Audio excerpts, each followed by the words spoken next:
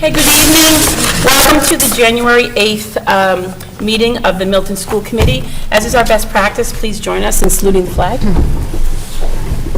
I pledge allegiance to the flag of the United States of America and to the republic for which it stands, one nation, under God, indivisible, with liberty and justice for all.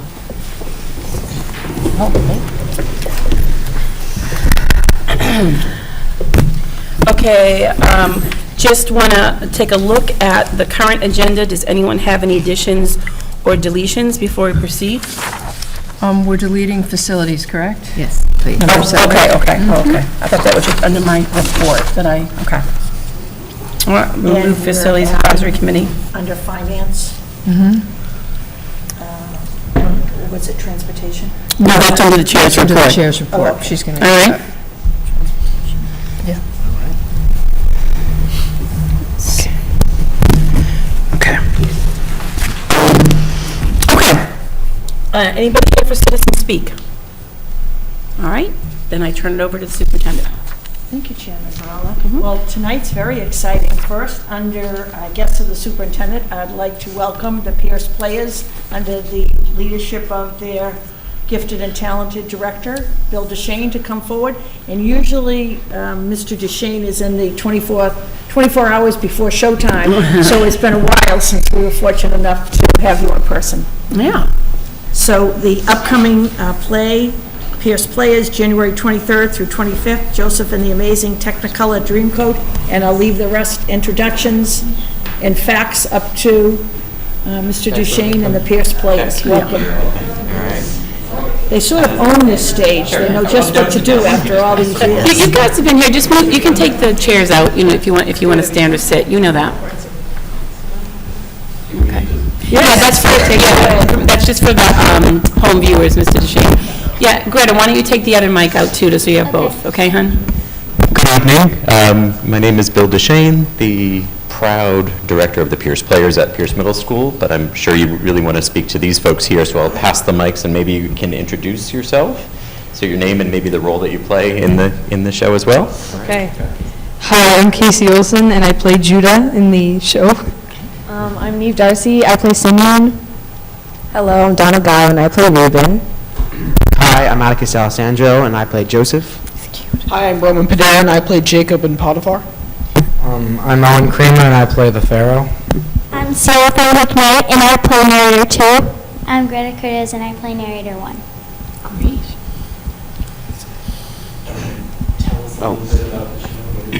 Oh, all right.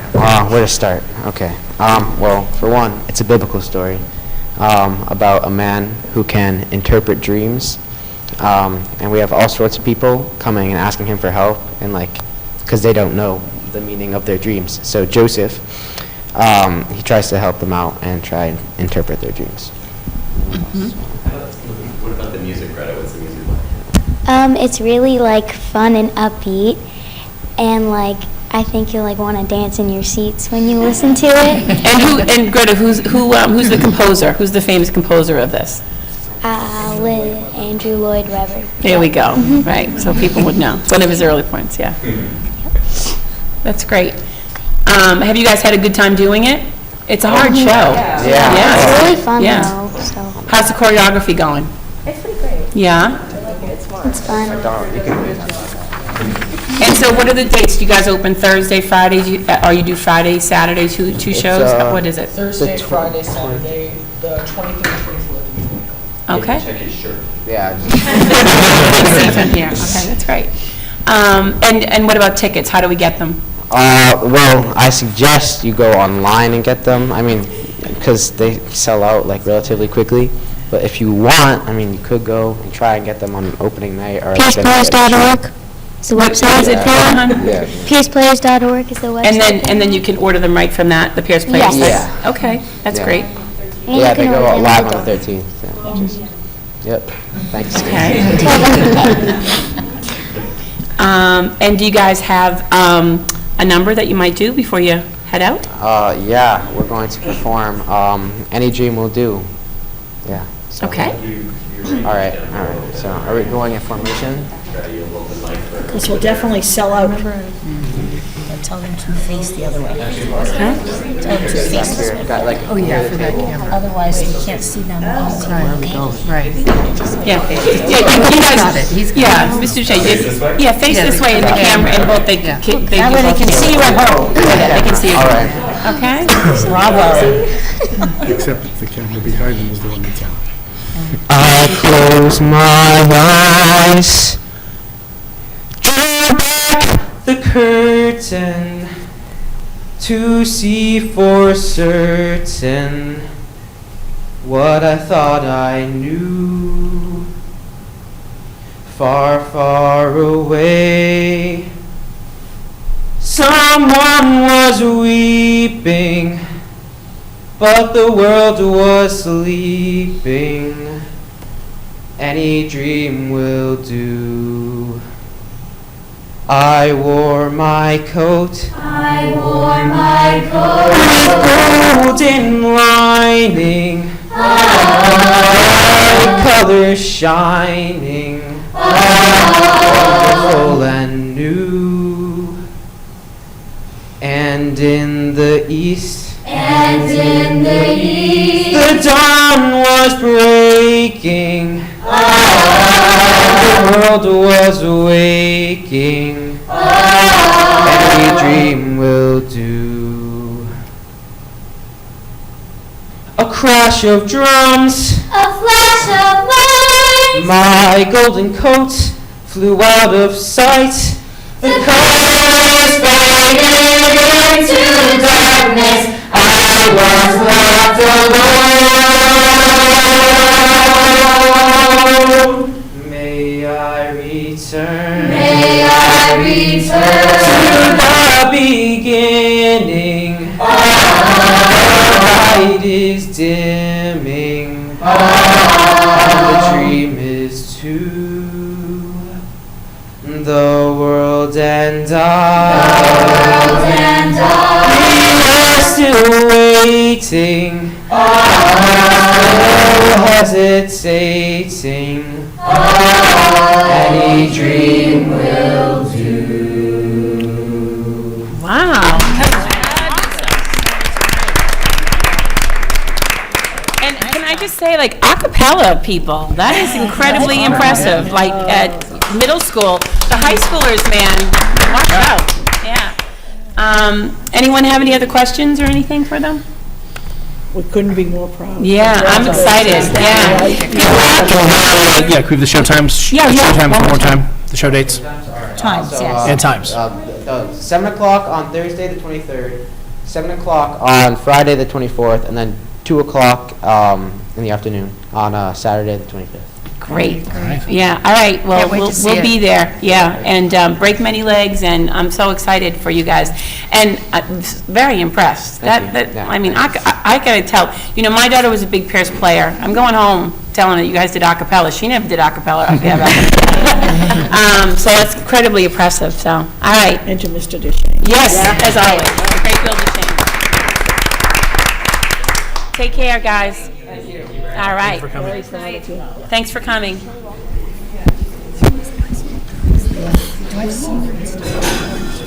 Hope something is found.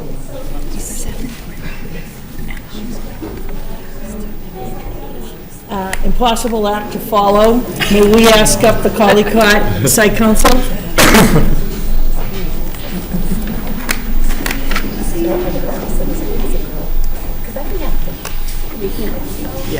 But she's like, And I'll leave introductions and the presentation to Principal Concanon.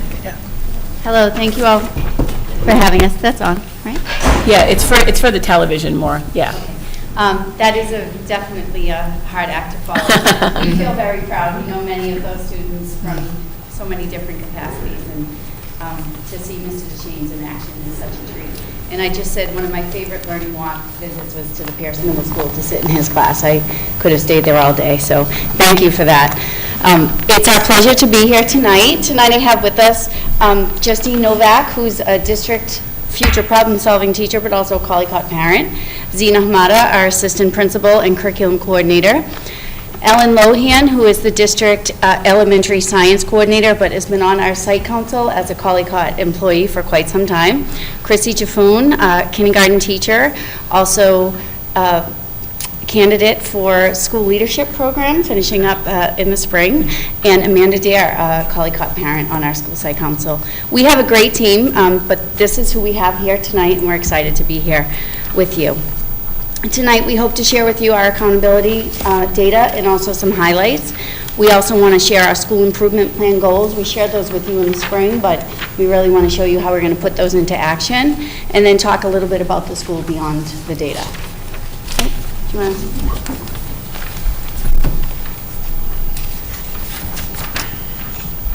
Okay, so we are the Collycott Cardinals. We have a mission statement that includes basically the code of being respectful, responsible, and hardworking, just as we expect of our students. We like to consider ourselves a school that welcomes and accepts all children and celebrates all walks of life. We have the great pleasure of hosting the district program that hosts children who in the past have been maybe outplaced to the New England Center for Children. You'll see on our chart here that we have 669 children this year and 30 homerooms. And you've all been by Collycott to see where they are and where we have fit them, which has not always been easy, but we are figuring it out. This year we have 4 kindergarten classes with 92 children in each. I do believe if we had an extra classroom, we probably would have 5 classes and maybe around the same students. So we have pretty large classes in kindergarten this year. But luckily, with a very talented team and exceptional kindergarten assistants, we are really making some great strides with our youngest students. We have grades 1 through 5. We have 23 of those classes with 554 children. And again, the partner program that I began to talk about, we now refer to as the Partner and Collaborative Program. And it's exciting the way the name has come to be. We used to call it our NEC classroom, the New England Center for Children classroom, because the teacher was a teacher from the New England Center for Children, and consultants were from the New England Center for Children. We still have those staff members, but now we have 2 collaborative classrooms that follow the exact same model. However, they're Milton Public School employees. So we are able to serve 23 students with significant need and offer them, I think, an exceptional education right in their hometown. So that's really the program that makes Collycott unique. I know every school has a unique program. We are absolutely thrilled to be able to host the Partner and Collaborative Program. I believe it has led to a very welcoming and inclusive group of students that are very accepting and motivated to not only include children in a typical classroom, but also reverse inclusion. We have a lot of our students going in for snack and lessons into the Partner and Collaborative classroom. So it's really leading to exceptional citizens. So we have a 3-pronged code at the Collycott School. It's very simple, it's very classic. We are respectful, we are responsible, and we are hardworking. At Collycott, I am the parent, as Holly said, to a 4th grader. I'm also a parent to a 1st grader. When my son was in kindergarten, he could list the code verbatim. We are responsible, we are respectful, and we are hardworking. And the reason is because we teach that early and we teach that often. Students know that we are going to be respectful, hardworking, and responsible not only in school, but outside of school and with the resources that we have at Collycott. So some of these pictures speak to that. Can you just go to the one before that? Sorry. Sure. So we have, and it was new, it was a class gift for the school, so we have a reusable water fountain that our students can go and use, and they know the reason why they're using that. You'll see the middle picture, students are earning cardinal compliments. So when they are going above and beyond to a friend or going above and beyond to be respectful of the Collycott environment or the property or the playground, they are earning a ticket from staff, not only teaching staff, but also staff in the library, in the recess yard, in the lunchroom, because we not only want to be responsible in the classroom, but also in other aspects of Collycott School. That includes the bus also and transportation. So there's a group of students who at the end of the week were the cardinal student of the week for their grade. They are chosen at the end of the week. And the students really try hard. And I have to say that even if a student does not get a compliment, they know deep down, it's intrinsic. I believe that we are teaching intrinsic values, that you are going to be respectful, responsible, and hardworking, even if you're not getting that extrinsic reward. Students are respectful, as I said, of not only the community and the property, but also to each other. So one of the pictures is during Lunar New Year, and those are our students who are our English language learners being celebrated during Lunar New Year. In the middle, we have a picture from a third grade classroom. So we use Reach for Reading, and at the end of one of the units on kindness, they made a kindness quilt. And so at that time, there was a student from that classroom who was getting medical attention in the hospital. That kindness quilt went to that student. You can also see some students using our outdoor classroom. Students not only enjoy that, but they tend to it. They prune it. They take care of it. They are really seeing, and I hate to be corny, the fruits of their labor out there. The next slide, we have student jobs. Students are being responsible for making sure that the school runs. You'll see in the bottom right-hand corner, we have 5th grade students who are outside helping with the bus line and getting students to the right bus. They are wearing the lanyards, and we know that they are going to be out there every day. We're holding them accountable for that job. We also have students who do the announcements every single day. You'll see 2 students, I'm not sure of their grade, but they are from our younger classes. They are doing work as they are waiting for the bus, kindergarten. They are responsible for their work to make sure that that is done, their homework is done. And then you'll also see a kindergarten classroom working together, being responsible, working in groups, taking care of that easel and making sure that their work gets done.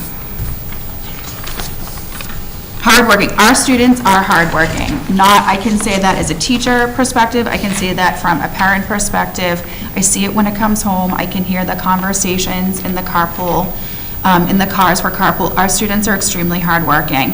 Whether it's in the classroom, whether it's in the maker space doing STEM activities, whether there's a picture from Math League where we can see a parent who has come in before school in the 7 o'clock hour to make sure that that group has a group to work with and a parent leader for Math League. That is 3rd grade, I believe.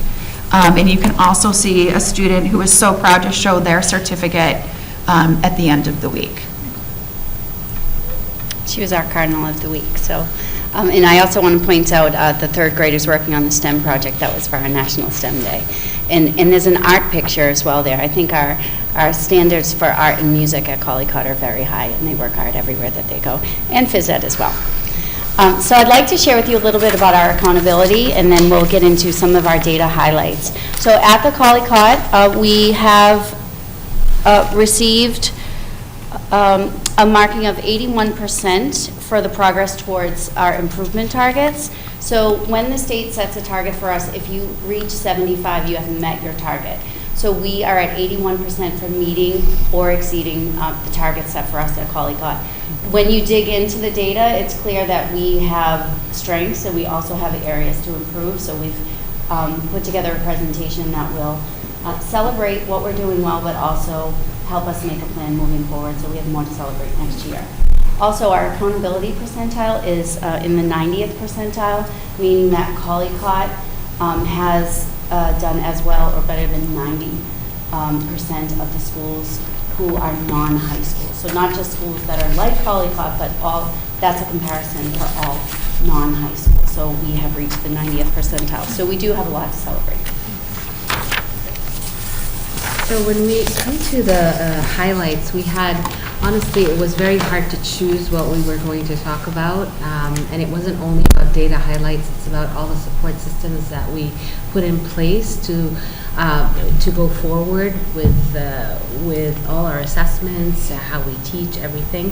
So we just kind of chose a little bit here and there just to give a big image of what's going on, but we're very proud of our first highlight, the Collycott participation rate for MCAS assessment of students with disabilities, which has increased. Many students have taken the regular MCAS instead of an alt assessment, but also we're so proud of our inclusion model and so many more students taking the assessment. Also, the target set for all students was met in mathematics in 2019. There was an increase in the number of students exceeding expectations in ELA for both grades 4 and 5. So we're not looking at passing students from partially meeting to meeting, but we're also going from meeting to exceeding expectations, so everybody's moving forward. The lowest performing group, which is our quartile, the lowest quartile, and students with disabilities group met their target, which was, set for us in ELA in this year in 2019. And students participated in the first grade 5 science, technology, and engineering MCAS aligned to new Massachusetts standards with technology enhanced questions. And we saw that life science for grade 5 and constructed responses have shown improvement. Which is something we're going through right now, is the Lexia assessment for elementary. We are in the midst of our assessment for grades K1 and 2, and grades 3, 4, and 5 are also taking it. So this is a district-wide literacy screener that is used for K to 5. Also, Collycott teachers are involved in ELA curriculum review in partnership with Pierce Middle School, and we're doing a lot of work on transitioning from elementary to middle, and Holly is going to highlight that later. Collycott team continues to meet in collaborative groups to plan effective and rigorous lessons in all content area. I mean, you can go to any grade level meeting and you see all these teachers working together, sharing work. It's an amazing collaboration between teachers. Kindergarten and grade 1 implemented 3 new FOSS science units with ongoing professional development throughout the year. And Ellen will also talk to that. Increased focus school-wide on scientific notebooking and scientific drawing using rubrics from FOSS. And with notebooking, we see so much increase in writing because we've been working on writing across content areas. So we see it improving in not only ELA, but also in math and science. Collycott teachers participate in collaborative coaching and learning cycle with the elementary math coach. So we saw this in grades 3 and 5 at the Collycott school. The first cycle has ended and now it's another cycle that has started, and it's been really going well with our coach Maura Middleton. Also consistent planning with support from curriculum leadership. And everything that happens at the level of the district goes down to the school, and is really, there's a huge communication stream for all curriculum. So while Mrs. Hamada had the fun of highlighting all of the wonderful things that are happening at the Collycott School, we recognize that while we are a very high achieving school, we do have room for growth. And the 2 areas that I'm going to highlight were actually introduced to you in May when we presented for School Site Council our school improvement plan. So these were already things that we had been thinking about, and now coming to you again, we wanted to share some of our action steps towards making more progress towards these goals. So one of our focuses is going to be on grade 3 mathematics, and the reason is students didn't perform as well as we expected on the 2019 math MCAS. So in response to that, one of our plans is we will be building mathematical understanding and stamina through increased coaching and learning in grades 3 through 5. So that's kind of a repetition of what Zena has already shared is happening with our math coach, Maura Middleton. But in addition to that, there's a professional learning community that's been formed between classroom teachers, administrative interns, math coaches, special education teachers, and administrators, all about kind of combining best practices. We've done walkthroughs in different classrooms so we can all learn through each other, and we've even videotaped a few of the teachers and we've shared those videos. So it's been very powerful work we've been doing.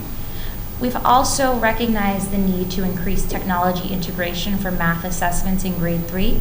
One of the things that we see as a trend in grade 3 is that while the scores in grade 3 across the board for MCAS sometimes are a bit lower, we notice they do jump up in grade 4.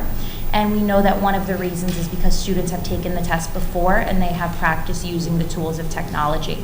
So our plan is to, with the partnership of our K-12 math director, Brian Seelig, to implement taking one of the unit assessments through everyday math using an online platform called Otis. And what we're excited about there is that teachers sometimes find that some of the best practices that students are doing when they take a paper pencil test, sometimes they go out the window a little bit when students are overwhelmed by the technology. During MCAS, I can speak as a classroom teacher, it can be frustrating because we can't coach in the moment during MCAS. There are very strict protocols. But during an assessment in the classroom, we could guide that student on how to continue to use scrap paper, or to draw a picture or model, or how to use a dry erase board, or how to use the tools that they're provided on a classroom assessment. So that's something we're very excited to pilot this year. We're going to also increase technology integration outside of assessment by continuing to use study island questions, especially with the questions that have technology enhanced features that students will see on the MCAS exam. And we are going to continue to enhance the use of differentiation and small group instruction, which is something that's really come out of that leadership team that we spoke about earlier in the slide. And we are also beginning this month our safety net groups for students before and after school that are working to meet targets for math.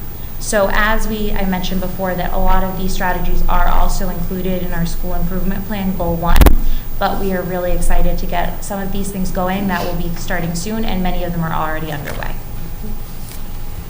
And so another area for growth is science, and the reason for that is students did not perform as well as expected on the 2019 Science, Technology, and Engineering MCAS. This was a trend across the state that schools did not perform as well. And one of the reasons, it was a new test in terms of test design as well as standards. So right now we are in the process of preparing for the next version of the test this year, which will be the same as last year. So we're excited to have some consistency, as this is a test that's been a little bit of a moving target as it's changed a bit each year. So this year, similar to the math, we are also using beginning of year, end of year, and unit assessments given on Otis for increased exposure to online assessments in science. And again, these will have the technology enhanced features as well, so students have more exposure. And this is something that's even come up in our staff meetings as recently as Monday, is we're really having conversations about how the 5th grade MCAS is the work of the entire school, K to 5. And so we're talking about how many of the questions on the MCAS come from grade 3 and grade 4. So now, as early as grade 3, as appropriate with the curriculum, we are exposing students to sample questions from the MCAS so they can see how the whole process comes together. And in order to supplement the FOSS curriculum, we will be using MCAS release items, study island, and review lessons developed by the science coordinators over the years. And grade 5 is implementing a new STEM curriculum using Project Lead the Way, which includes units on biomedicine and robotics. And we are going to include partnerships with the Mass Audubon, the Trailside Museum, Seed Education, and the Museum of Science. And we're also seeing just an increased culture of STEM in our school with the Makerspace participation in National Computer Science Week and National in Massachusetts STEM Week as well. And on Saturday, we actually have a group of K-2 teachers who are going to gather together in the Cunningham Library to work on professional development for FOSS. So we're really taking a K-5 approach with this. I'm here tonight to talk to you about our school improvement plan. And I know that you have all seen this plan back in the spring at the school committee meeting back in the spring, but I'm here to focus and just to recognize our 3 goals of science and mathematics, writing opportunities, and a homeschool connection. So when you look at goal 1, it's to increase achievement in science and math. And as Ellen said, many of the strategies that are linked to this goal were already presented in when she presented in our areas of growth slides previously. But I'd like to just reiterate that it's our hope that incorporating an additional small group instruction in math, specifically for our students with high needs subgroup, as well as linking our FOSS units to our STEM standards. We are hoping that our results will be a proficiency gap for the students in high needs subgroup will decrease in math, and our percentage of students who score proficient or advanced in our grade 5 science, technology, and engineering MCAS will increase by 20%. by May of 2021. When we look at goal 2, we're talking about writing opportunities and increasing opportunities to support achievement across content areas by providing targeted interventions, instructional practices. We are increasing reading and writing proficiencies in all grades and all content areas. We will we'll do this by developing student writing portfolios, utilizing our language arts curriculum, such as Reach for Reading, Gaffy, and Zigzag, to support writing in classroom-based activities, center-based activities, and in homework. We also would like to increase our writing support by incorporating technology-based platforms such as Boomwriter and Study Island. In hopes all this work will, we predict a result that our students will increase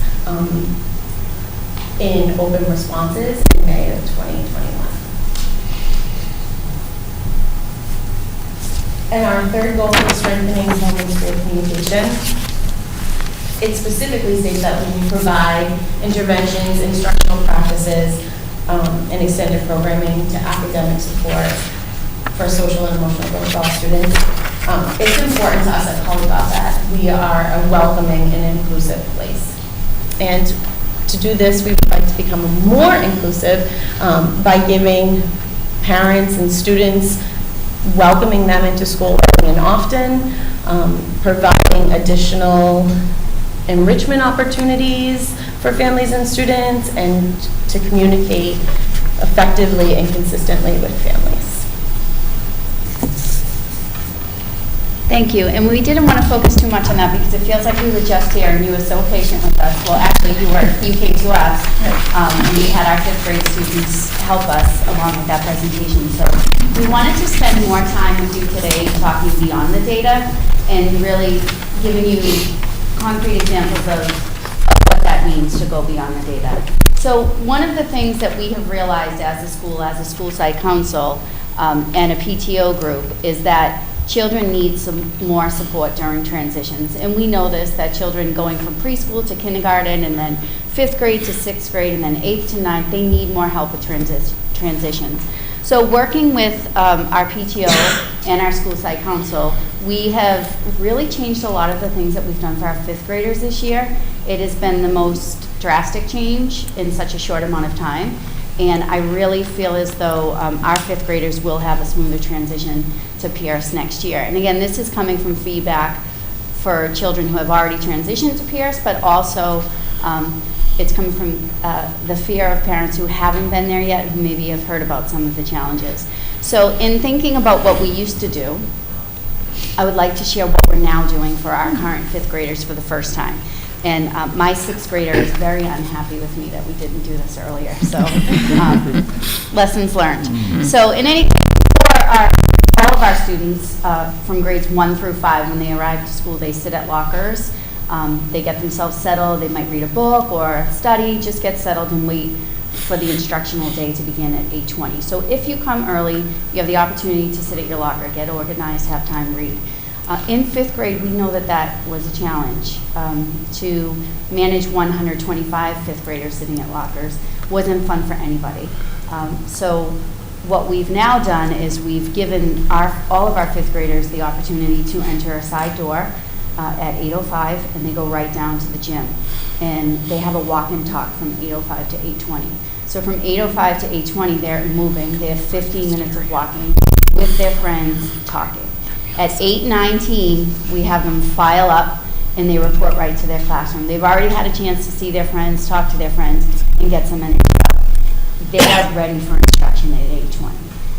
And we're noticing that more 5th graders are coming to school earlier because they want this opportunity.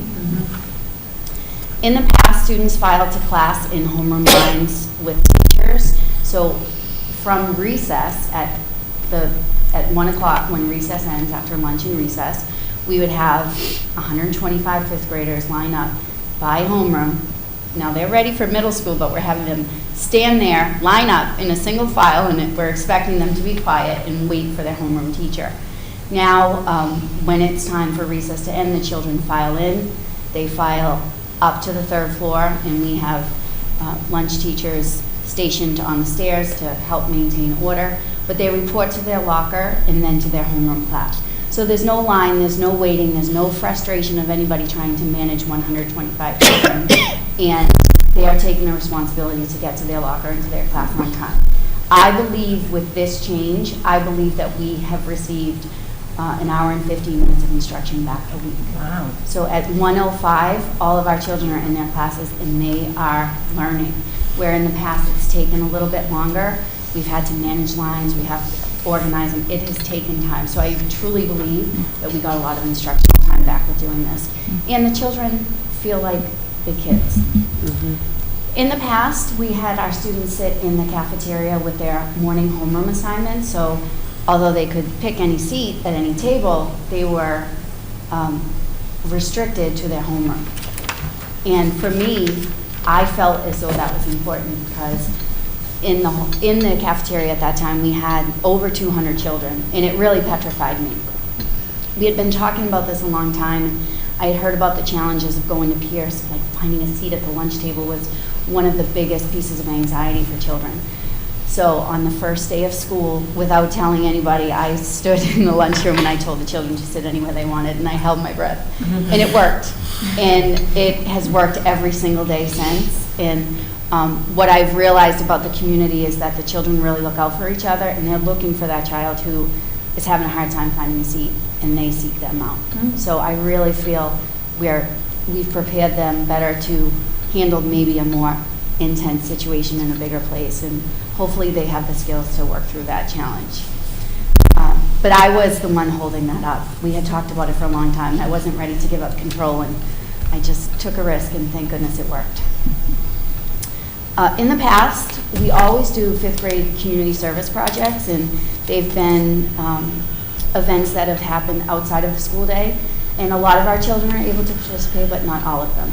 So this year we have a community service team that's planning events that will happen outside of school, but we've also designated 2 periods within the school day between now and the end of the year for our 5th graders to participate. So everybody will be involved in community service. We're still designing the menu of items, but we always try to work with the elderly in our community and then also people in need. So next week, we have a group of parents coming in, and they'll present the ideas, a menu of options, and so our children will know what they can do from now until June and plan accordingly. But we will make sure that everybody participates.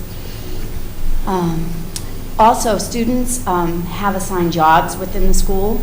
So as a 5th grader, it is your responsibility to take a job and to help the school in some way. And I think it's a highlight for 5th graders. This year we had students apply. So we posted many jobs, and they had to apply and actually fill out an application with writing. So not only did they apply for the job, there are some jobs that are more coveted than others. So yes. So we had the students apply for jobs through a Google Doc over the weekend, and if there were a few children who were away that week, and they had to follow up afterwards. But they definitely applied for a job. The job started last week and this week, and they include things like the recycling club, helping the custodial team. I have 2 assistants. Madison and Orrin were excellent today during their recess, many jobs. We have children going, again, to reverse inclusion. They're helping our children with special needs. Most of these happen during their recess time once a week. We have children supporting younger readers in kindergarten and 1st grade, in English and in French. Anything else I'm forgetting? We feed a turtle. That's a big one. There's feeding of a turtle. So there are many different types of jobs, and there's something for everybody. So we just added that extra layer of the responsibility of filling out an application through a Google Doc. And I believe these 5th graders are maybe the most independent group that we've ever had, and I think it's because we're giving them more responsibility early. So, and one of those jobs included the 5th grade student council. So children, in addition to a job, they also applied to be on the student council. We now have about 15 children who will participate twice a month in student council meetings and help make big decisions for our school. Okay, so I'll speak to what's illustrated here in the slides that go beyond the data. So many of this here, of course, reflects the awesome leadership and staff at Collycott. A lot of this really speaks to, also illustrates the partnership with the PTO and the leadership of the PTO at Collycott, which is so strong. And this also really goes hand in hand. In all of these pictures, I see a connection with the school improvement plan, thank you. Goal number 3 of strengthening that homeschool connection in one way or another. In the top left, you'll see that in one of our strategies of that particular goal, we wanted to focus on welcoming new students, especially students that came into our first grade French program. And there not only do we have new students, but we have a new teacher that we welcomed. Continuing around, clockwise, there's a picture of the students in the school garden, and this shows the strategy of us providing more opportunities for the families to come before and after school. The CAS, the Collycott After School session, is actually offered before school too, and they did offer some programs that worked in the garden this year. If you go to the continue on to the top right, that picture features the booster-thon that happens every spring and really kind of engages the students in character building, and the excitement at the school is palpable during the day, and I would say definitely at dismissal when I as a parent am there. Down here on the bottom right and the bottom left, they illustrate the connection with our partnership with the Cunningham Park Foundation. They allow our 5th graders to go and enjoy the wide open spaces once a week. And the Milton Foundation for Education provided us with the new furniture that our PTO got to test out. And we did get out of those seats that night. In this slide, it's hard to speak to everything, but in this slide you'll see on the left we have opportunities for the families to be involved. In the top left, it's Meet the Artist, which is a program where the parents are the instructor. They have a scripted lesson and they get to do that once a month. And I think that the students look forward to that. And I know the parents do too. And on the bottom there, it shows a community event that the PTO and the school work together to provide. That there it is, Adventure Night. Most recently, we had our 2nd annual Lantern Walk around Halloween time, and those are really enjoyed by the communities and the community, and always very well attended. In the center, you see one of our teachers, our beloved teachers, featured in a presentation by the Museum of Science, which the Curriculum Enrichment Committee from the PTO organizes. Most recently, they had the New England Percussion Ensemble come to the school in December, that I know that I heard about at home. And a lot of these kind of course, enrich the other school improvement plan goals that we have. And then on the right there, featured in the middle is the Box program, which is another opportunity for those students and to be there before school and kind of engage with the community in a different way. And I'm not there day in and day out, so I'm not sure if anyone else has anything But to you add. really are. Yeah. Amanda is actually a reading teacher who volunteers her time among being a parent of 3 very young children, finds a way to help with our PTO and our school site council, but also come in and volunteer and work with our youngest readers. As does Justine, going above and beyond the duties of your job. We have so many talented parents who come in and give time and love to our children, and it really makes a big difference in our school. And I think that's what makes Collycott special. I think our community is very grateful for what they have, and they're willing to give whatever we need. So it's very important to recognize the support that we get. Again, not only from the parents and the community and the PTO, but also the Milton Foundation for Education and the community at large. I think I appreciate you mentioning the Cunningham Foundation, because as we all know, we are in a space crunch, and Dave and his team at Cunningham has been so gracious to us at Collycott and Cunningham. We take turns, Cunningham and Collycott fifth graders going once a week to use their space so that kids have more room, and they don't have to do that, and we appreciate that time. We also appreciate Dave and his team inviting us to hold professional development opportunities in their space at no charge, and they have been nothing but gracious. So, you know, to host a professional development opportunity at Cunningham and Collycott means displacing art or music or canceling library. It impacts the children in some way. So to be able to have that space across the street really helps us stay committed to instruction. So we are very lucky to be in this community. Speaking of space and time and amazing volunteers and dedication, we are thrilled to announce that we'll be able to move forward with the Collycott and Cunningham Green Space Initiative. And I just feel like this is really going to make a huge impact on both of our schools. And I think there are so many people to recognize for years and years and years, including the superintendent as she was principal at Cunningham, trying to get this done. This has been a project that has been long sought after, but thanks to the dedication of, again, Collycott and Cunningham PTOs, Betty, Ada, thank you, and especially Bill Madden and Alex Fernandez, two parents who don't even serve, who don't even come to Cunningham and Collycott, have really given time and talent to help this project come to fruition. The neighborhood is on board. We have worked together to create a space that will work both for the neighborhood and the schools. And we have a lot of money to raise and a lot of plans to make, but it's just so exciting to be able to have permission to do that.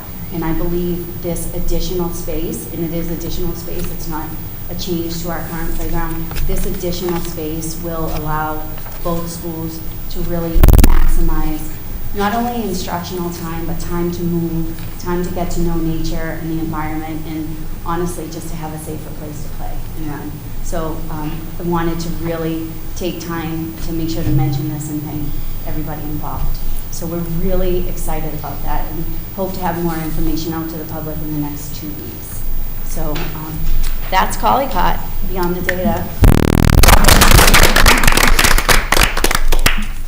Anyone have any comments, Stats? I was going to ask you, the morning program with the fifth graders coming into the gym for walk and talk, what time does school actually start, and who watches the kids or supervises that particular time? So, I'm glad that you asked that question. Our doors open at 8:05.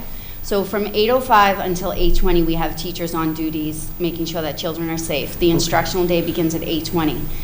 Our adjustment counselor, Elizabeth Caruso, has volunteered to do a duty 5 days a week. Typically, teachers do duties twice a week. But she really feels as though she's the right person for the job because it's actually making the rest of her job a lot easier. She knows every single fifth grader inside and out, and oftentimes that'll be a time when a child will stop by and ask her a question. She actually stands in the middle of the gym, and the kids walk around the perimeter, but they'll come to her, and she'll have conversations or consultations with children right then and there. Mm-hmm. And she's doing a lot of great positive work in the morning. So she is happy to volunteer that time because it's making an impact on the kids. That's great. Thanks. But we did need volunteers to do that. Mm-hmm. Just to sort of jump off of that, I love these measures that you've taken to support the transition to the middle school. I've heard from parents of kids all over the district, really, about some of the challenges in making that transition from 5th to 6th grade. And I think that each one of these things is going to really help those kids get to the place they need to be in terms of independence, just enough to get them where they need to be with the different kind of day that they're going to have at the Pierce. So I really admire that. I hope you're sharing that with your colleagues at other Absolutely. elementary We're schools. so lucky to work in a district where we get to meet often as a leadership team. And many of the other schools have had the open seating for a while, even Cunningham, and I share the cafeteria with them. So they've had the open seating, but I just wasn't ready for it until this year. But we have a chance to talk and share ideas. But I think our staff has been willing to go the extra mile to make some of these things happen. The 5th grade teachers gave up some of that control, picking up the children, and had to sort of take a deep breath and let it be a little messy. Yeah. But after we got through that little messy period, we realized that children were more independent and able to do things quickly. And again, I've stood in the hallway and I have noticed that children are learning much faster with this transition. Yeah. I love that it adds instructional time as well. I just had one other question. That safety net group that Ellen was talking about for math before and after school, is that for any kid who wants to drop in, or is it simply for those who are struggling? So in order to provide targeted interventions, we look at data that's provided through our bottom 25 list for students who are struggling, but also we take recommendations from teachers if they're seeing something. So Zena compiled an entire spreadsheet, got feedback from teachers, and then we invite students who are having similar struggles so that they can work together with the teacher who is going to target those for 8 weeks. I think that's a great idea. I'm interested ELA in as seeing well. what the outcome of that is, yeah. So to build off what you said, I think what you've done to support the transition to middle school is tremendous, and your attention to the social and emotional needs of your 5th graders should be commended. So my question is, I remember last year we lost a technology position at the elementary level, and I don't know if you want to comment on whether or not you think either the loss may have either affected your test scores, or on the other side of that coin, if restoring that position, if you see that as a potential another building block for your school improvement plan. I feel very strongly about the restoration of this particular position. Pass the microphone for people. I feel very strongly about the restoration of this particular position. I think we're living in a time where technology is not a nice to have, but it's a necessity. And I also think it's probably the most dangerous thing that our children are facing right now with addiction. I think the social responsibility of how to use technology, these are things that we have to teach our children. We have to create time to do that. And we have an exceptional teacher, Jennifer Van Hill, but she's spread among 4 schools.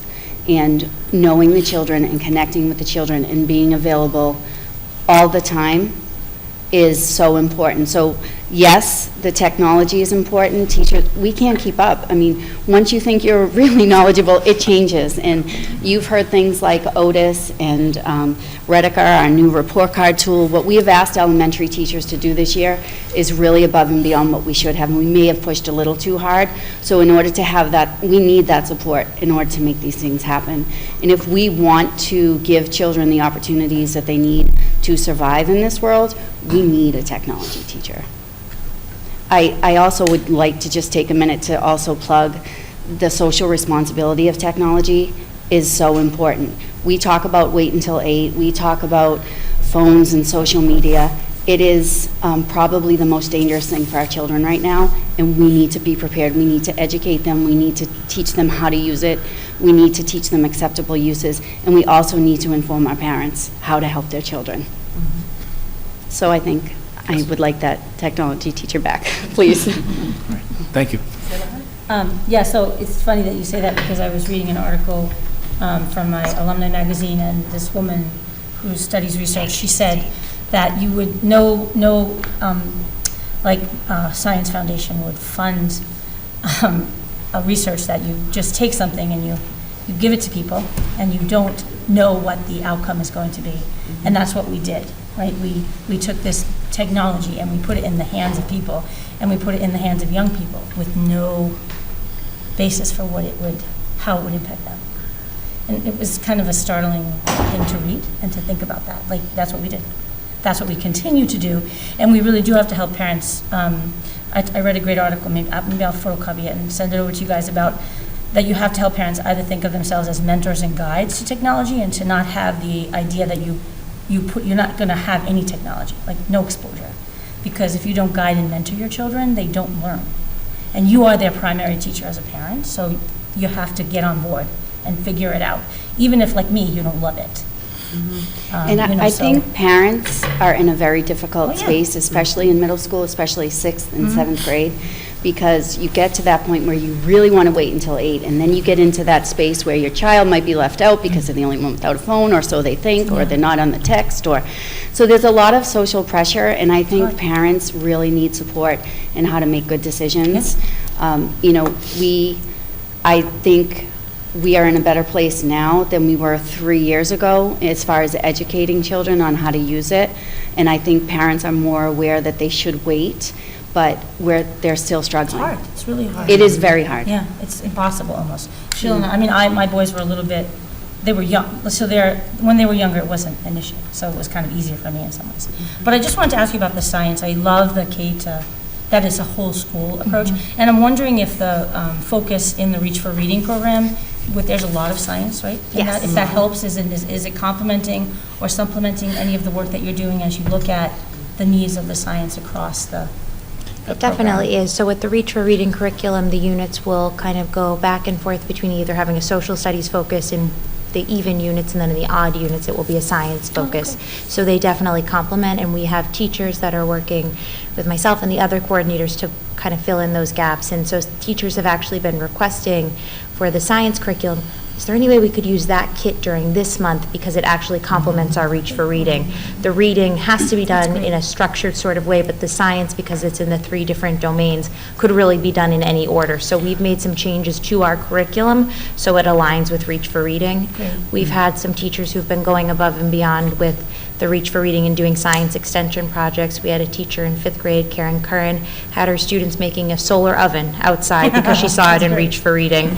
And there they are, they're implementing the engineering design process, and it links to both what they're learning in science with their earth science as well as their Reach for Reading. So there's some really nice connections. And are you still finding enough support? I know that it's a program primarily in English, but are you still finding that you have enough support in the younger grades, 1st and 2nd grades, since it's not in French, right? That Reach for The Reading? teachers go above and beyond. Last year, in my first year in this position and working with the 1st and 2nd, and actually science is taught in French in 3rd and 4th grade as well.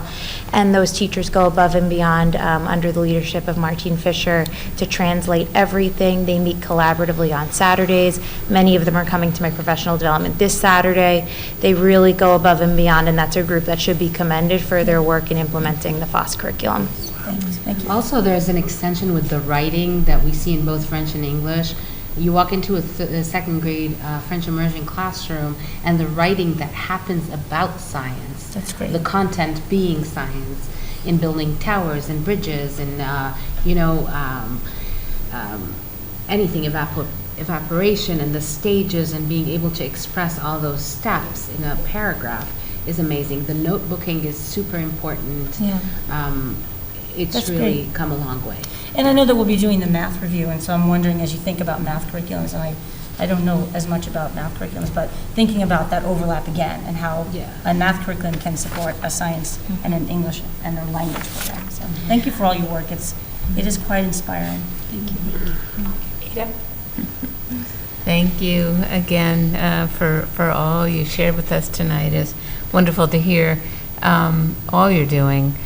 Going back to the technology piece, I was really taken with your description of the support that you're providing to students before they get into a testing situation, with having the other tools around them that they can use to respond to questions, to have that support to show how that can be done. It's just wonderful. It really is something that I hadn't really thought about before, but it's I'm sure it will help them as they move ahead. But I was also interested in the Otis. And is this the first year that Otis is being used? And so how widely is that being used now? I was intrigued to hear about that. Assessments are entered into the Otis system, and kids take assessments through Otis. Is that Yeah, so the use of Otis is two-pronged. So one is it's a assessment tool. So there are a number of built assessments that come with Otis that teachers could use. They could search by standards to find pre-built materials, but also teachers can and administrators can create assessments or lessons or just other curricular materials. I can confidently say that all 3 through 5 teachers are using Otis for their science assessments. Some of our assessments, we found it might not have been the best use to put it on an online platform at this time, but for those assessments, we can use Otis as a data collection tool. So we can create rubrics, so we can track data as an administrative team, so we can see it in more of a rubric, kind of a spreadsheet type of a format. So it's kind of used in the 2 different ways. But the pretest in Reach for Reading is also done on Otis, and we record it actually on Otis. And I think in math also, we're going to do a mid-year assessment on Otis, 3 to 5. So we're using Otis slowly but surely, just to slowly get it, underway and have some practice with it, and in order to share data. Oh, so it sounds like a wonderful tool. It's a big lift to get a. It's a wonderful tool, but it's also overwhelming, especially for an elementary teacher.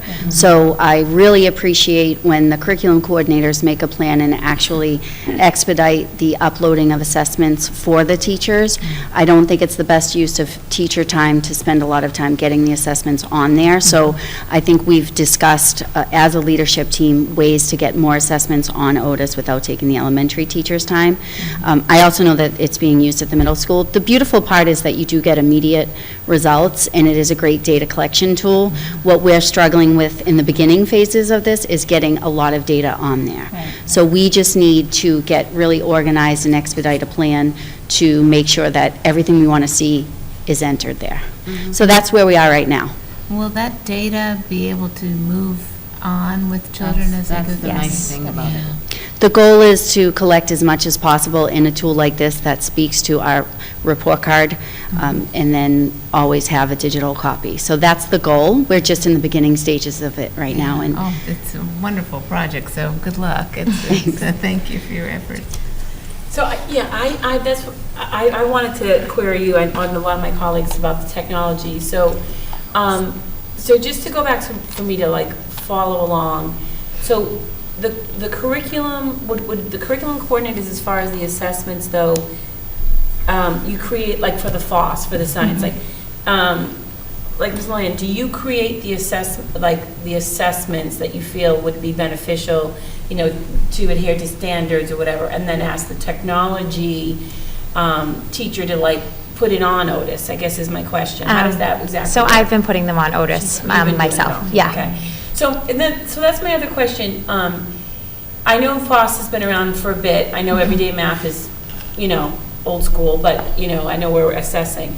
But even with Reach for Reading, I know that Reach for Reading is so new, right? It's 2017 copyright, right? And everything is available electronically, right? Print and digital, because this is what I do every day. So in Reach for Reading, are all the assessments and the benchmarks already offered to you electronically? Why not? Well, we had the online assessment portion for Reach for Reading before. We don't have it this year. So the ultimate goal is to actually transfer those assessments onto Otis. So there is a way to probably upload them or scan them in, and this is what the coordinators are going to be working on or discussing with Dr. Spalding. Why don't you have the digital availability this year and you did last year? The online assessment tool of Reach for Reading was we had it last year, but it was a little glitchy as well, so it wasn't very friendly. So we thought by, trying to put it on Otis and seeing how that goes. Sheila, I share a similar concern with you. Yeah. And I think we just need to learn how to use it better. I think most of our assessments are available in digital form. Right. So that is why I want to make sure that we're not having our elementary teachers do work that doesn't need to be done. That doesn't need to be done. There has to be a more efficient way to combine. And I am looking forward to getting more of our assessments available online. I noticed a huge difference in our budget with paper when our online subscription went away. We all know. We don't use a lot of paper at Collycott. But it's definitely a goal to figure out how to get these Yeah, systems and to talk. the hope with Otis is to do exactly what everyone just described, this idea of a more efficient, all-in-one place system to manage all of the data, including attendance data, tardy data, students who are on the bottom 25 list, a student who might be on a 504, a student who's on an IEP, their beginning of the year assessment data, their Lexia screener data, so that I could go in and I could say, you know, show me the scores of the midterm math assessment for students who are on the bottom 25 list, let's say, and then look at supports. We can even ultimately link in, are they participating in after-school activities? Are they, so it's really a place to bring all of that data. It does an easy import from Rediger, our Admin Plus or student data system, so it imports that data. We can import our MCAS data, and then we can build and slice and dice and look at data in a way that can inform instruction. There is a lot of uploading and work to be done in the beginning, but once we get that work done, it will be an incredibly more efficient way to look at data and use the data to drive both supports for individual students, but also looking at programming across the district or through a school. And as member Rosemary was asking about, we'll follow students so that I, as the 7th grade math teacher, could go in and look at how did the student do on mid-year assessments when they were in 3rd grade and 4th grade and 5th grade. It'll be really a compilation of data that would be really powerful in helping us support students and look for patterns and trends both on the macro level but also for one student through the course of their school journey. So with Otis though, then does that mean that you would not, like even when you assess this new math program that we would do, that if you would buy a new math program or say a new science, would you not, I'm just not following it, would you not use the online assessment that they would have, or would you just take all that and put it on Otis? Like if you bought a new science program and a new math program, would you take all the assessments that they have available with that program that adhere to the units that they're doing, and you take the assessments, then you transfer it on Otis so that it can then go into our system to, you know, go with the student as they progress through the district? Is that what you're saying? You could do it one of two ways. You could import the assessment itself, and students would be in Otis taking the assessment, and then the data gets stored in Otis. Or you could take, you know, go to the Pearson Education website, take the online assessment. Then you have to export an Excel spreadsheet of all the student scores, and you have to upload that into Otis. So it really makes more sense to have the one system that can push out the assessments to students to take individually and automatically keep that data in there, along with, again, all of this other data that you can kind of look for patterns and trends. So, but the Otis, but does that mean you all are creating all the assessments on Otis, or you're using the assessments that come with the program? I don't understand. It depends. It depends on which are are best aligned to standards, best aligned to the curriculum. Right. So for example, there is a mid-year math assessment, actually the math assessments for grades 3, 4, and 5 that Brian Selig is working on right now, and Otis, he's actually sending them PDF versions and saying, we need you to put these into Otis, and they're doing it for him. So they're going from a PDF version to creating it within the Otis system. Okay. So it depends, and because in the case of FOSS, there are different electronic versions and online versions that you can take. So it's depending on what the version is and what the curriculum is. It's pulling those and trying to get. It's again this idea of getting all the data into one place so that we can access it that one way. No, I see, because I was the other thing that that red flagged me was that I thought it was interesting how. With, you know, you say in 3rd grade when kids have to take all this online, both the English, the math, and the science. I mean, I remember when my guys, they were some of the early ones that went from print to taking it online, and that even back then, the stress of, well, how am I going to do my math? How do I do the math program? You know, to do the paper, all the stuff that you spoke to. So the more that they can practice that, before they have to take an online assessment. That's why I'm just really interested in the assessment online, because it seems to me that maybe one of the reasons they're not doing as well is they're just overwhelmed and undone by the whole online process of assessment, testing. But can I say that students get a lot of practice online during class, in writing. They do Boom Writer, right, for writing. But that's different than taking a test. Correct, but they also do Study Island. But Study Island is not an assessment. It's a difference. Right, but they have the practice also, but definitely not. Yeah, I still think kids, I mean, you guys are the educators, but I was a test anxiety kid, and doing Study Island is a lot different. That's fun. And I mean, those are fun things you don't even realize you're doing. When you're taking the MCATs, you're taking the MCATs. Right. This is important. Everyone needs to have their breakfast, everyone needs to sleep, and then you got to go into these computers. So I do think that there could be anxiety, and those tests are not going to be as test-friendly as Study Island and Boom Writer. That's all I'm saying. So if the more test, the assessment and benchmark they're doing digitally, could ensure that when they have to do the big-time, high-stake testing, they're going to be that much more comfortable. So that's why I'm just really interested in what this Otis is and all the work. I'm excited about the possibilities that Otis has. I just think we have a little bit of work to do in the first year, and I hope to get that done over the summer and with curriculum work to protect the teacher's time. But I think that we have a plan in place to get that done. It is going to be a little bit of work in the beginning, but I just have to say the Study Island can be very fun, but there are a lot of different tools within it. So some teachers use Study Island as a way to create assessment and give it with no games and no I just remember gimmicks. when I was a computer parent. But what I do want to say about that is if children are using it at home is they have a scratch pad, they have highlighters, they have drag and drops. So all the tech tools within Study Island are tools that you'll need to be familiar with when you take the MCAS. So it definitely has a value add. And Boom Writer does give practice with typing. Okay, and that's what I do. If I might, also, even at our leadership meeting, AJ Melanson and Vivu are rolling out aspects of Otis for our leadership team, and the expectation grades 6 through 12. So to Holly's point about this rollout, every teacher is expected to create 2 online assessments, and so that's the minimum. And it's very exciting to hear the different department heads, different teachers, finding the ease of it, being able to use the data. That's the baseline assessment this year for 6 through 12. And it's an education for the administrators and for the teachers, to Holly's point. But once it's integrated, we're looking forward to it being an unbelievable tool. It seems like an incredible data portfolio eventually, when you think about it. Vivu and AJ did a lot of work before they made the decision what we'd use.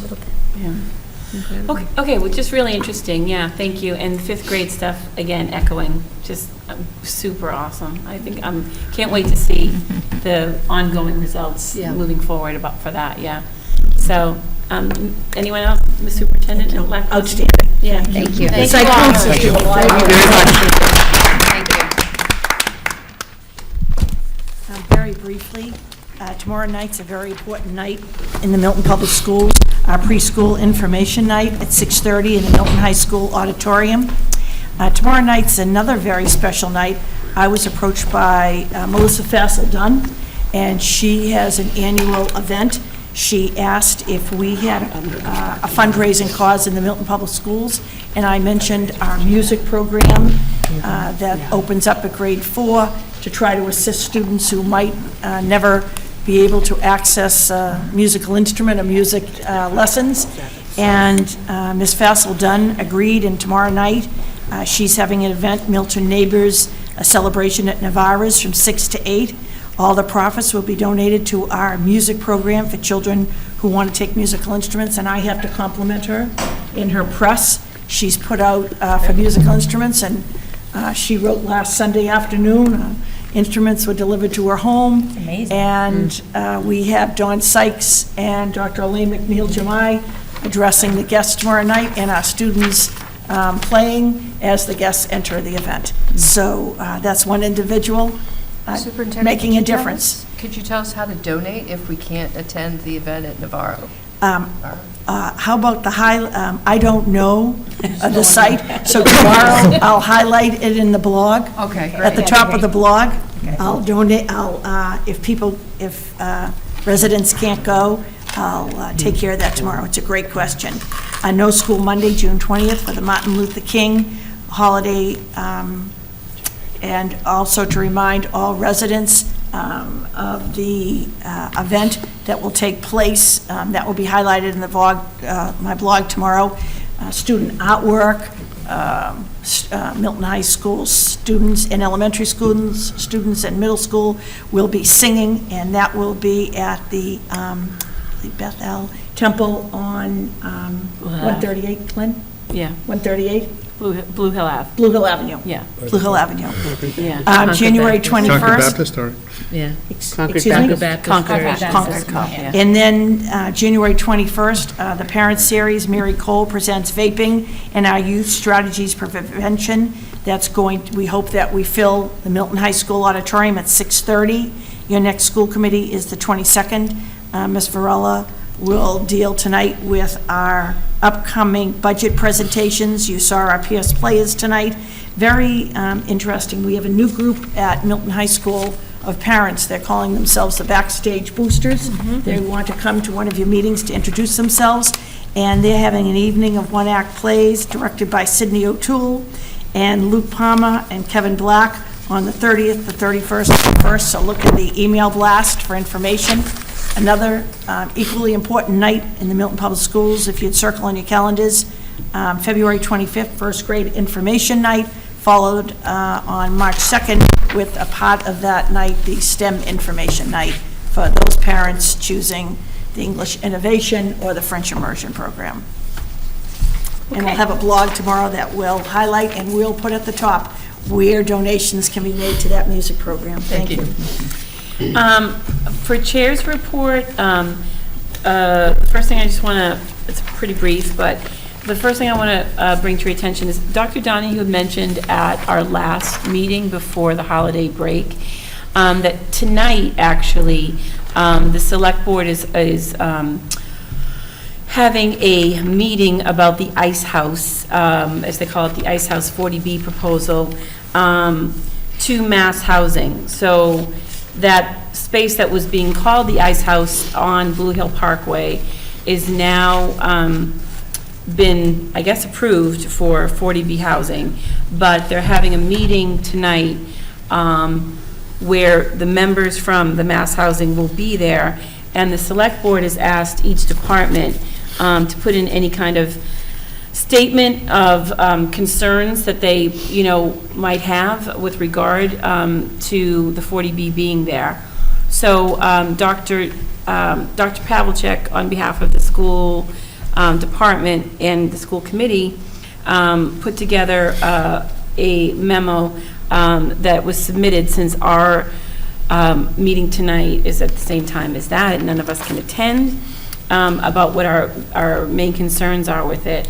And the general concern, which I do want to read, is that we wanted to state, is that currently our elementary schools are 120 to 125% of design capacity, creating both space and staffing issues. The addition of 54 new units will undoubtedly create more strain on the system, both through new students living in these units and through existing families, couples downsizing into these units, putting larger homes on the market for families to move into town. Given the distribution of 1 to 2 and 3 bedroom units in the proposal, it is the latter alternative that is more likely. We have already experienced this exact downsizing existing home resale with developments such as the Woodmere Road, and the infusion of 54 more housing units will exacerbate our current enrollment crisis.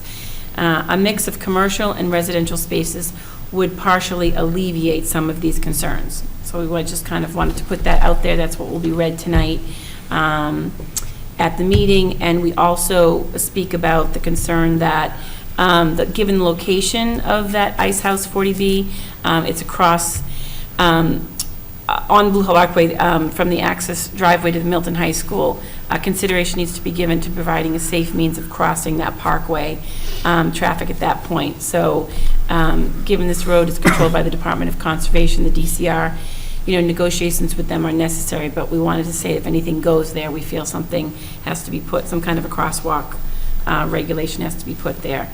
And then also because the proposed site sits above Pope's Pond, the path around which is used by students walking from the Summer Street, Trua Lane area to either the high school or Pierce Middle School, consideration should be given to maintaining and improving that pathway so that, again, a safe crossing is there for the students once it's put together. So those are our concerns that are going to be out there to that.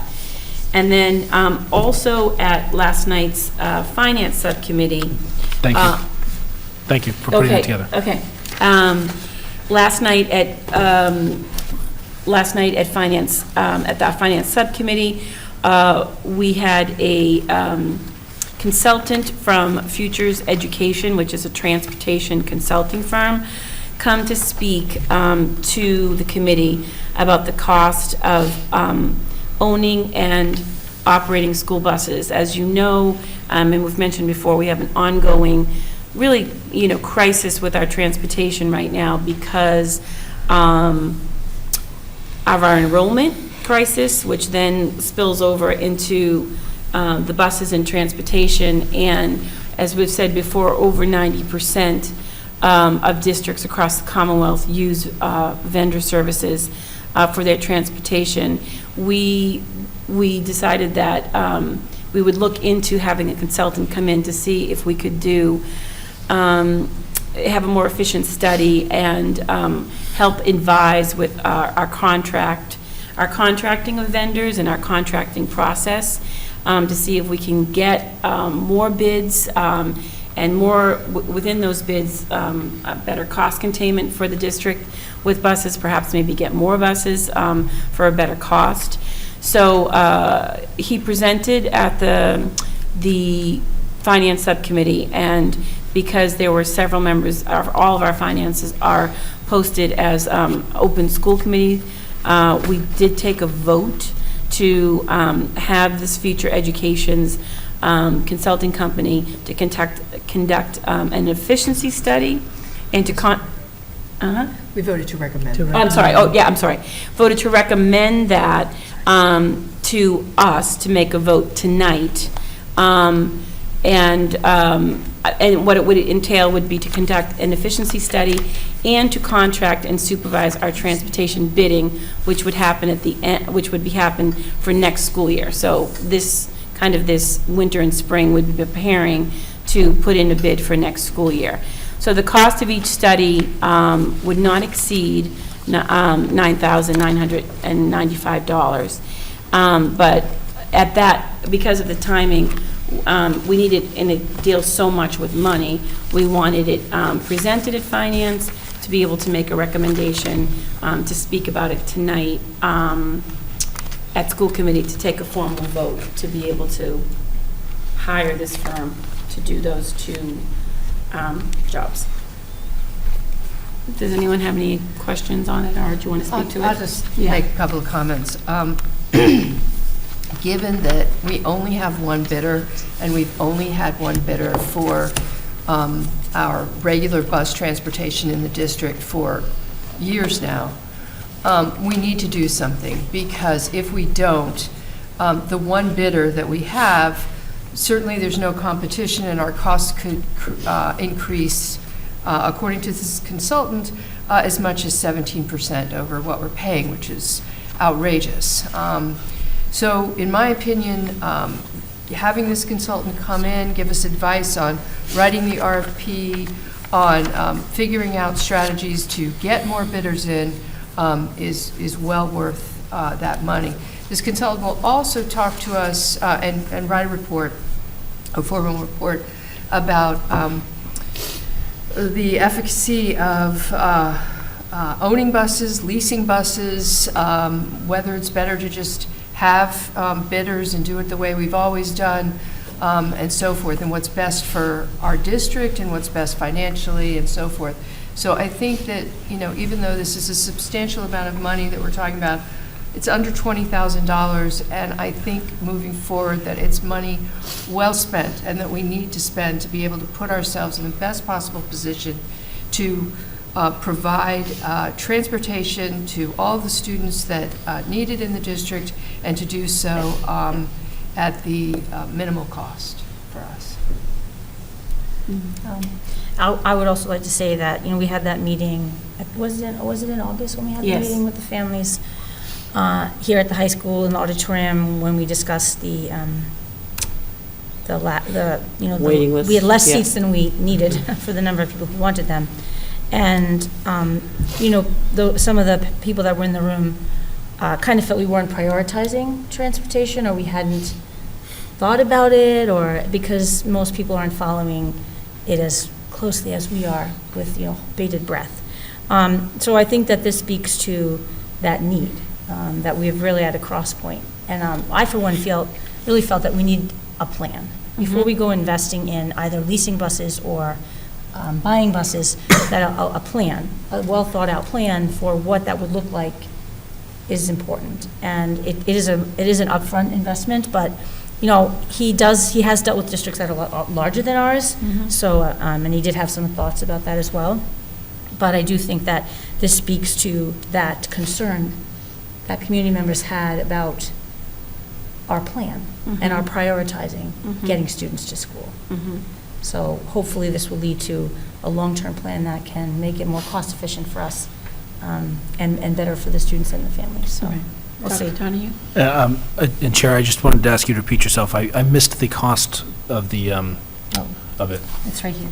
So that's right here. So There it is, okay. Yeah. So it's that and that. And that, so together. essentially, $20,000, yes.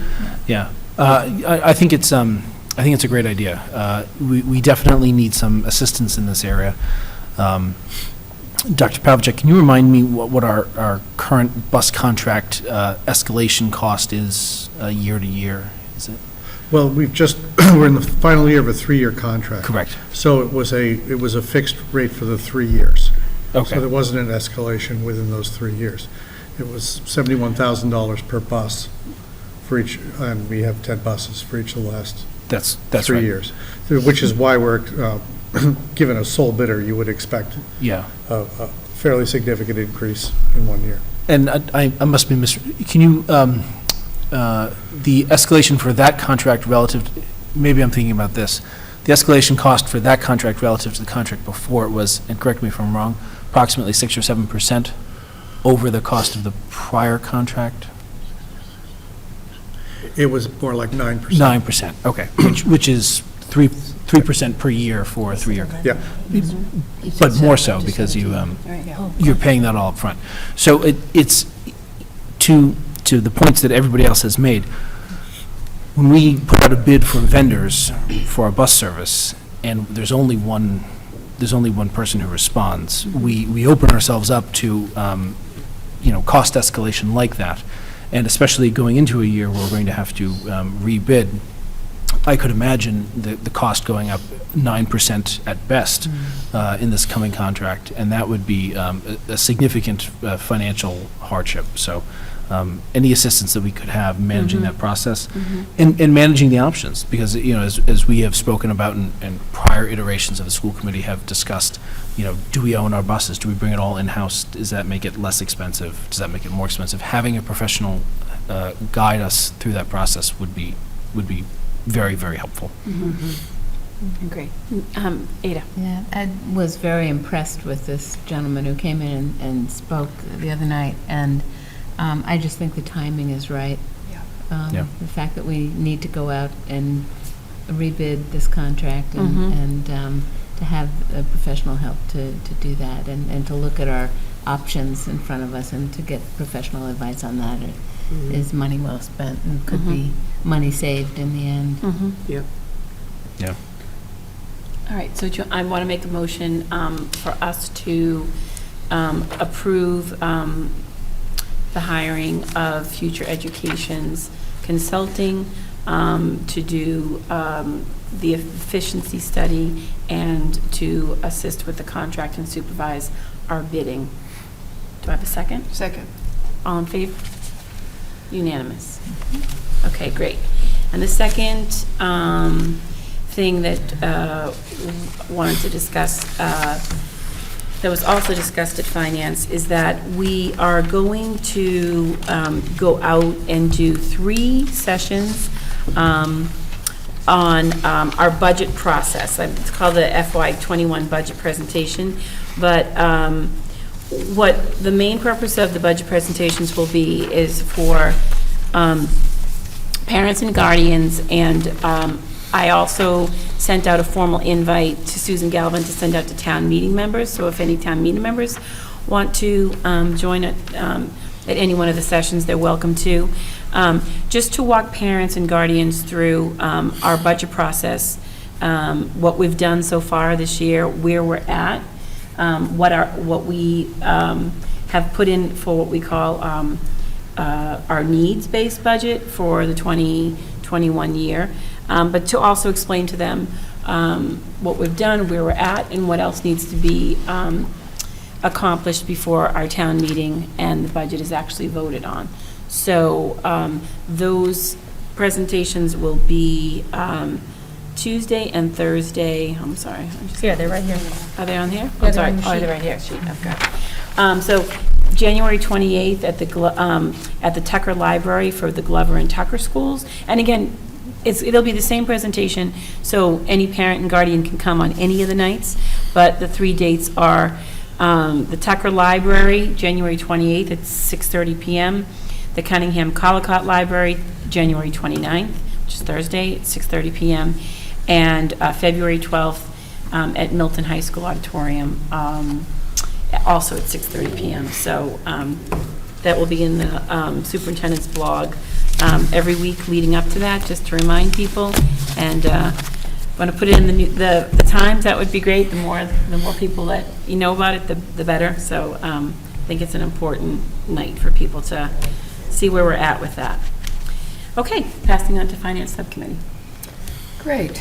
The main part of our last meeting was spent with the previously dealt with transportation issue, but we did also vote to recommend approval of the second quarter report as submitted by Dr. Pavlicek.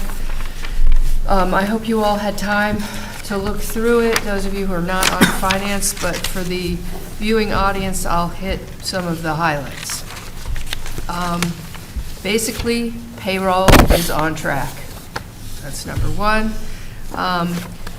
The classroom material lines are low. It looks like most of the expenditures have been made, but that's nothing unusual at all because most of those are made at the beginning of the year. The one really anomaly that you'll see is that it looks like we've overspent in instructional technology in some places, but we didn't.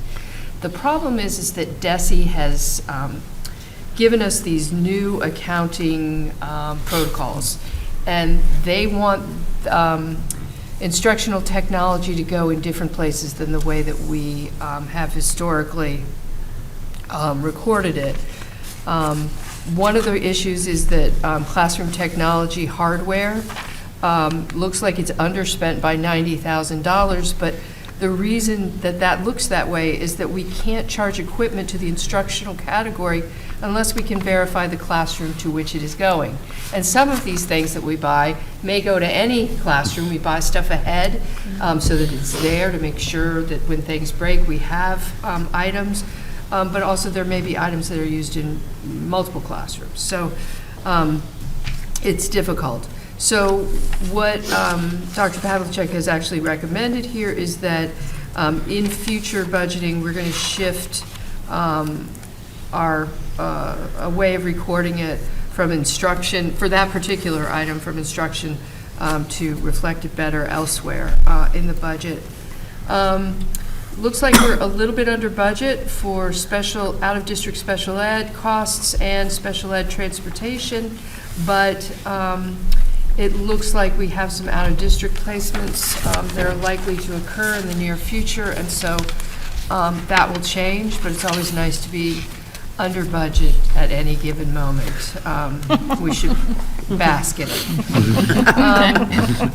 Our legal line shows that we have most of the expenditure taken up, but that's really because a substantial portion of that is due to a special education-related settlement, but our actual legal services costs are well within the budget currently.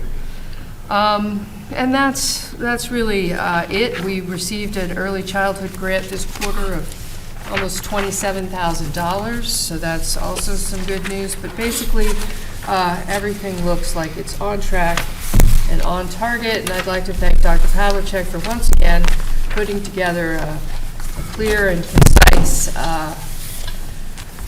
report for the quarter.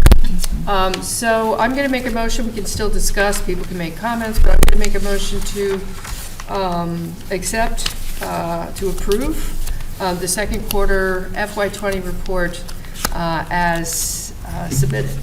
Second. Second from Ms. White. Any comments, questions? Seeing none. All those in favor of approval? That would be unanimous. Thank you very much. Second on under finance is the student activities account reauthorization. Every year we are required to do this, to authorize the maximum fund level for the high school student activities checking account. We have to reauthorize it annually. We're required to do that. Last time we did this, it was at $40,000. The administration recommends that it be reauthorized at the same level. So I'm going to make a motion to do just that, to recommend, to establish a maximum fund level of $40,000 for the high school student activities checking account. Do I have a second? Second. Discussion? All those in favor? That's unanimous as well. And finally, we have the vendor warrants. Okay. So I'd like to make a motion to approve vendor warrant number 28 payable January 9th, 2020 in the amount of $446,688.38. Second. All those in favor? Oh, that's unanimous. Great. Thank you. Okay. Ms. White, Health and Wellness. We actually have had 2 meetings since our last school committee meeting, but our last meeting was last night, and even though Ms. Stillman had offered to take the minutes, and she did, and she got them back to me today, I didn't have a chance to review them, so I'm just reporting on the December's meeting. So we basically had a discussion on mental health issues at a conference that Dr. Spalding reported about that had to do with security, safety, and mental health issues, and helping staff in the training differentiate between children's behaviors that are of a concern and pose a threat versus kids who are just having difficulty. And Laurie Stillman reported on behavioral health resources, spoke about a program that is called Strive, which is affiliated with the Boston Medical Center. They've been doing trainings at the Boston Public Schools, but she approached them about their partnering with the Milton Public Schools, which they agreed to do, and about 20 staff members were able to attend that conference and were able to talk about the impact of trauma on children and helping us become more of a trauma-informed school system. And one of the interesting things is that they say that 60% of children have had some exposure to trauma, which is a staggering number. And then the last part of our meeting in December was to talk about trying to align our strategic plans and goals, particularly the social emotional goals, with some goals that we could have in health and wellness. And we specifically talked about mental health issues again, and thinking about getting some grants and training for more mental health training for the staff, and also thinking about how we could work on, and I think we were, because we were excited about the Cunningham Collycott Green Space, coming to be, we talked about how to help the recess aides get more professional development and more opportunity to learn about how to promote positive play and social relationships on the playground. So Noel's taking the initiative and getting that research done. He did report on it yesterday, but I'll give you more information about that next time. Okay. That's Great. it. Awesome. Thank you. They do great work with that Strive organization. Is it? At Yeah. PMC. Yeah, they really do. Nice organization. It's great that you were able to get them to work with you. And can I ask, Very nice. where are we on, since Lori Stillman is now taken on such a big role with the Milton Substance Abuse Coalition, where are we on the We'll coordinating have an position? announcement at the next school committee Okay, meeting. okay. Great. There we go. I just, Must have been getting that vibe. Way to set the table, Chair. Next time. Yeah, next time. Right on the platter, there you go. Very timely. All right, we have some minutes to approve. I'd like to make a motion. It was in your packet, sent out by Maureen Kennedy. The minutes from the December 4th, 2019 school committee meeting. I'd like to make a motion to approve them. Second. Does anyone have any comments, changes, edits? The only edit I have is to something I said on page 10. In the middle paragraph. I think I was trying to convey that, the paragraph starts with Dr. Donahue commented, that the response to the ELA scores was not just looking at it was looking at the curriculum and then en masse implementing it. What page is that again? He's on 10. Page 10. Page 10. Yeah.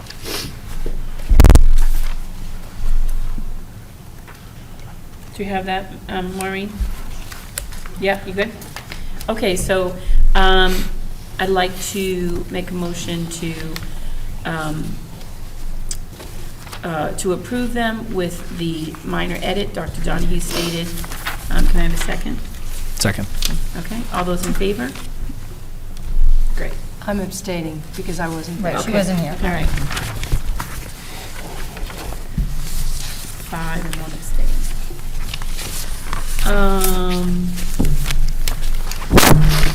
Next is old business.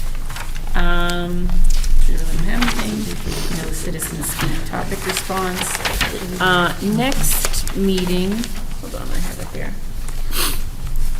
Oh, there it is. Sorry. So the next meeting we have, we're going to talk about the FYI budget, FY21 budget, because maybe we might have an update from the state by then. So we'll put it on there to see if we can speak to. We'll have a strategic plan update. We're having our students, our Milton High School Student Advisory Committee reps attend on the 22nd. And we're also going to have members of our Milton School Building Committee to discuss our statement of intent that we would maybe need to vote on, correct? Correct. Okay. A submission. Submission, yep. Anything, and then we also, that's all we have, so we don't have, I was gonna just double, I thought Tucker's, but February 5th, the Tucker Site Council will come, okay. Okay. And then what is deliver program of studies to the school? I have to check with James Jett whether That's the high school thing, right? That the high Yeah. school, that is usually what we're going to approve, what Yes. their program of studies are. Like any changes that are made to it, like we do on a yearly basis. I'm not sure if that's that meeting or the first in February. Okay, we'll double check. Okay. Alrighty then. Next meeting agendas. All right, so I'm going to make a motion to adjourn from our regular session and enter into executive session for the purpose of approving minutes and discussion of the negotiation strategy, bringing personnel. And we are not to return to open session, but to return directly from executive session. Need an individual vote. Member White? Yes. Member McLaren? Yes. Member Varela, yes. Dr. Craighead? Yes. Member Craighead? Member Craighead. Member Everhart? Yes. And Dr. Donahue? Yes. Okay.